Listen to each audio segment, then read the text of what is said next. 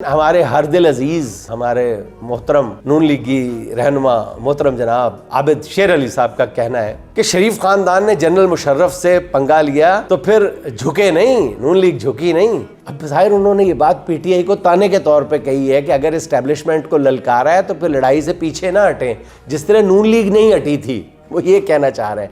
अब इसमें साफ नजर आ रहा है कि आबिद शेर अली दीगर नून लीगी लीडर्स की तरह पीटीआई और एस्टेब्लिशमेंट को लड़ाना चाहते हैं और वो कभी पीटीआई को और कभी एस्टेब्लिशमेंट को हलाशेरी देते हैं, लड़ो लड़ो लड़ो, ਜਦੋਂ तक तुसी लड़ते रहोगे साड़ी दाल रोटी लगी रहेगी। शायद आबिद शेर अली साहब की ये कहते हुए याददाश्त जवाब दे गई है और वो भूल रहे हैं कि शरीफ खानदान ने जब जनरल मुशर्रफ से पंगा लिया था तो वो सिर्फ झुके ही नहीं थे, लेट गए थे और ऐसे लेटे थे कि मुल्क छोड़ के ही लेटे लेटे भाग गए थे।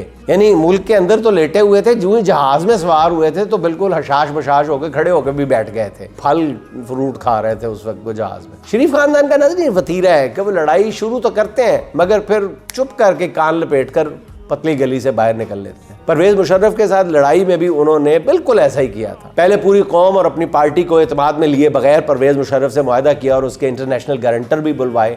आपको याद होगा लबनान के वज़ीर आज़म रफ़ीकुल हरेरी और सऊदी शहज़ादा मकरन इस मुआहदे के गवाह थे और परवेज मुशर्रफ से पंगा लेने वाले नवाज शरीफ ने ललकारने वाले परवेज मुशर्रफ को, नवाज शरीफ ने पूरे ख़ानदान समेत जिनमें उनके मरहूम वालिद मियाँ शरीफ भी शामिल थे, सब ने मुआहदे पर खुशी खुशी दस्तखत किए और वो 10 साल तक पाकिस्तान नहीं आएंगे ये मुआहदे। फिर 60 संदूकों और ज़ाती मुलाजमीन और बावर्चियों की एक पूरी फ़ौज समेत पूरा ख़ानदान लुड़ियाँ डालता हुआ सऊदी जहाज़ में बैठकर जद्दा रवाना हो गया था। ऐसी लड़ाई लड़ी थी शरीफ खानदान ने परवेज मुशर्रफ से। आबिद शेर अली साहब, आपको तो सारे याद है, आप तो उस खानदान का भी हिस्सा है। आपको शायद याद नहीं है कि इसके बाद शरीफ खानदान ने जनरल कमर जावेद बाजवा से भी पंगा लिया था और फिर कुरान पर हलफ देकर उनकी एक्सटेंशन के लिए वोट भी दिया था। ये अच्छा पंगा था, पंगा भी लिया था, वोट भी दिया था। आबिद शेर अली साहब, मैं यही कहूँगा कि आप अपना रिकॉर्ड दुरुस्त कर लें। शरीफ खानदान ऐसे पंगे लेता है फिर चुप करके राह फरार इख्तियार कर लेता है बगैर किसी से पूछे दसे,